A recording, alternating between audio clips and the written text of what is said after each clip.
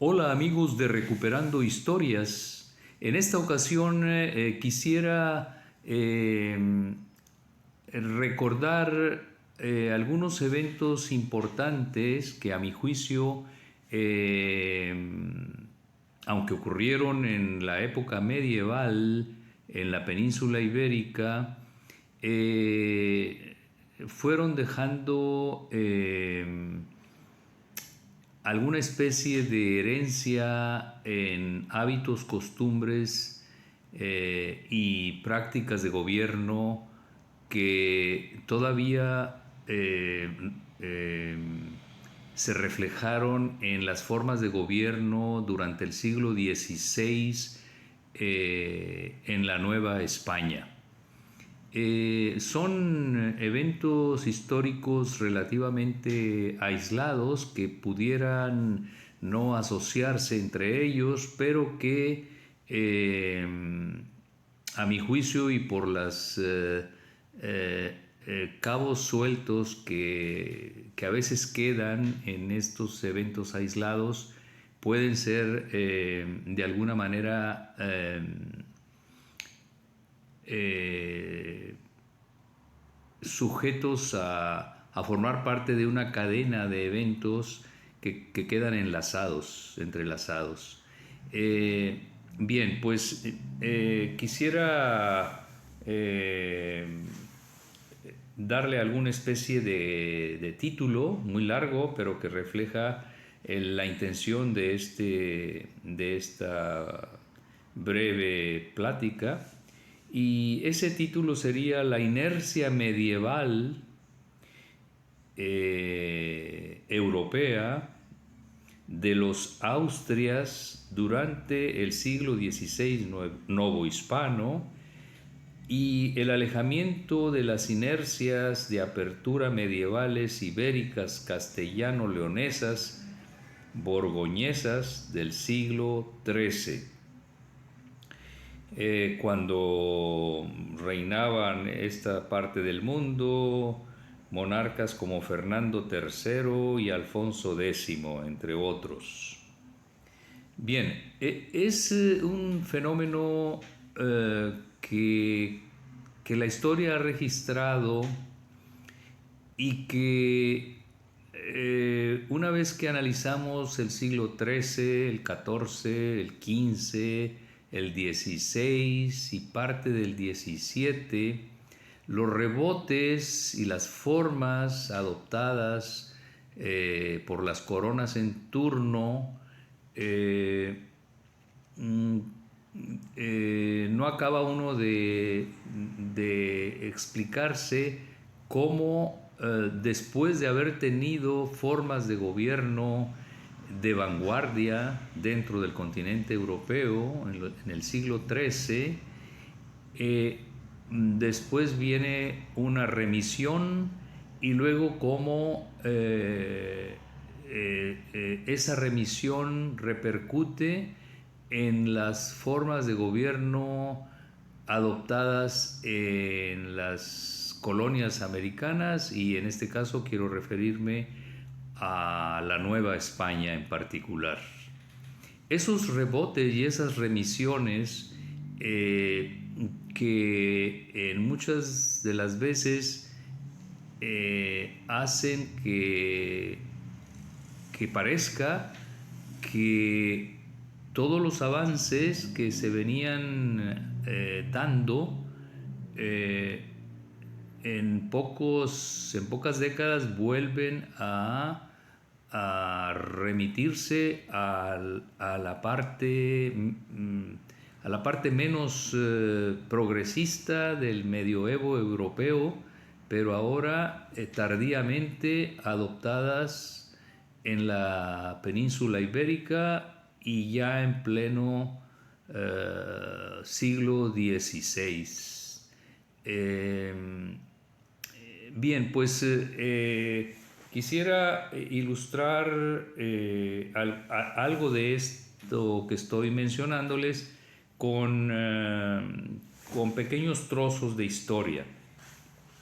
Quiero empezar por leerles el epitafio que queda en el sepulcro del rey Fernando III el Santo. Y esto nos va, para empezar, a dar una idea de lo que intento comunicarles. Bien, el epígrafe hebreo, porque cabe decir que este epitafio o esta tumba tiene 4 idiomas, está escrito en 4 idiomas, que es el hebreo, el árabe, el latín y el castellano. Entonces ya partiendo de ahí nos empezamos a dar cuenta de la apertura y de la forma en que estos gobiernos del siglo XIII en Castilla y León eran recibidos por todo el pueblo gobernado. Bien, el epígrafe hebreo dice: en este lugar está el sepulcro del rey grande don Fernando, señor de Castilla y de Tolaitola, y de León, y de Galicia, y de Sevilla, y de Córdoba, y de Murcia, y de Jaén. Esté su alma en el huerto Edén, el que conquistó toda Sefarad, el recto, el justo, el prudente, el magnífico, el fuerte, el piadoso, el humilde, el que temió a Dios y le sirvió todos sus días. Él quebrantó y destruyó a todos sus enemigos y ensalzó y honró a todos sus amigos y conquistó la ciudad de Sevilla, que es cabeza de toda Sefarad, y murió en ella en la noche del día 2º y 20º día del mes de Siván, año 5012 de la creación del mundo. Hay que aclarar que un 30 de mayo de 1252, cuando Fernando de Borgoña, rey de Castilla, León y Sevilla, fallecía en la ciudad en la que había establecido años atrás su residencia, la capital del Guadalquivir se vestía de luto ante tan trágica pérdida y su catedral se preparaba para recibir su féretro. 27 años después de la muerte de San Fernando, su hijo Alfonso X el Sabio mandó construir un sarcófago para conservar los restos de su padre. Esta tumba, realizada en 1279, cuenta con una inscripción en hasta 4 lenguas. De esta forma, hebreo, árabe, latín y castellano están presentes en la tumba de Fernando III como reconocimiento a un rey que convirtió a la península en la gran potencia. Bien, con esto nos empezamos a dar una idea de que en ese siglo XIII buena parte de la península ibérica tuvo gobiernos de una amplia aceptación, con una apertura increíble para su tiempo dentro del continente europeo, y que eso ya hablaba muy bien de los avances que ya se registraban en esa parte del continente europeo, a diferencia del resto del continente. Entonces, quiero aportar este dato, pero quiero finalmente terminar en Nueva España, que es donde me interesa encadenarlo, este evento, que aunque es del siglo XIII y nos trasladaremos a la Nueva España del siglo XVI, de alguna manera creo que nos sirve cuando menos para contrastar la historia y para acabar de entender lo que entre el 13 y el 16 ocurre para que los gobiernos virreinales novohispanos adopten otras formas que acercan esa forma de gobierno más a otras etapas menos progresistas y que le sucedieron al siglo XIII en Castilla y León. Bien, quiero entonces dar un salto grande y, y, y empezar a ver algunos aspectos que, que prevalecieron en las cercanías de Castilla y León. Estoy asociando también a Fernando III, que mencioné hace unos momentos, y a Alfonso X, su hijo, con el gobierno de la Francia de su tiempo, dirigido por el rey San Luis IX de Francia. San Luis IX de Francia era primo de Fernando III el Santo. Las madres de ambos eran hermanas y eran castellanas ambas. Así es que bueno, podemos ver esta especie de identidad y de unidad entre ambos reinos, el castellano leonés y el reino de Francia. Y bien, esta etapa de aparente apertura, unidad, causa común, fue diluyéndose y en 2, 3 generaciones posteriores termina la época de los borgoñeses con Alfonso XI e inicia la etapa de los Trastámara o Trastámara con Enrique II, que también le llamaron el de las Mercedes, Enrique II de Castilla. Bien, a partir de los Trastámara, las formas de gobierno empiezan a sufrir otra mutación. Desde luego, pues hay sus grandes contextualizaciones que nos ayudan a entender por qué hubo todos estos cambios, pero esto viene generaciones después a repercutir en lo que ya fue el gobierno de Carlos V bajo la casa de los Austrias. Ahí hay un vuelco importante en las políticas imperiales y Nueva España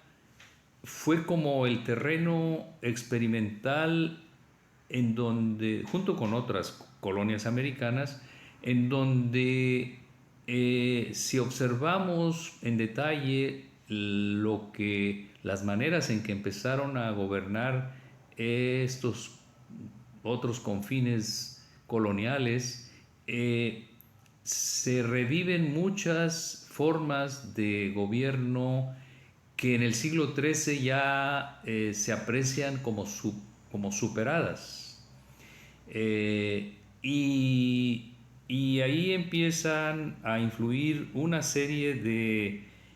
instituciones, organismos de gobierno virreinales y contrapesos alternos que vienen para el historiador, vienen a marcar una especie de retroceso, una especie de limitaciones que se van sucediendo una tras otra para incurrir en prácticas del continente europeo medieval, pero en las prácticas menos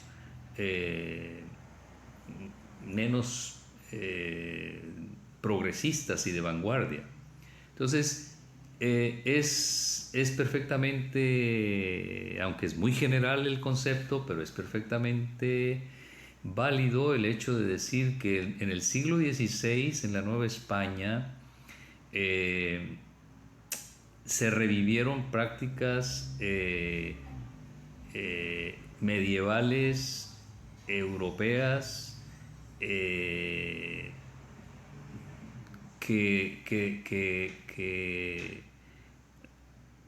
que se valen de instituciones como la Inquisición y como las encomiendas y como las formas de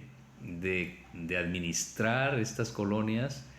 tal y como lo hicieron los pueblos europeos medievales anteriores al siglo XIII,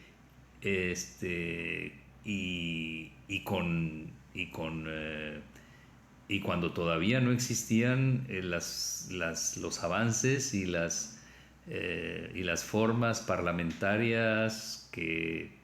se empezaron a dar en el siglo XIII en la península ibérica. Bien, por último, y para no hacer largo este video, quisiera mencionar una región en donde de alguna manera es el corazón de León y Castilla, y donde hubo una especie de cercanía y de convivencia entre las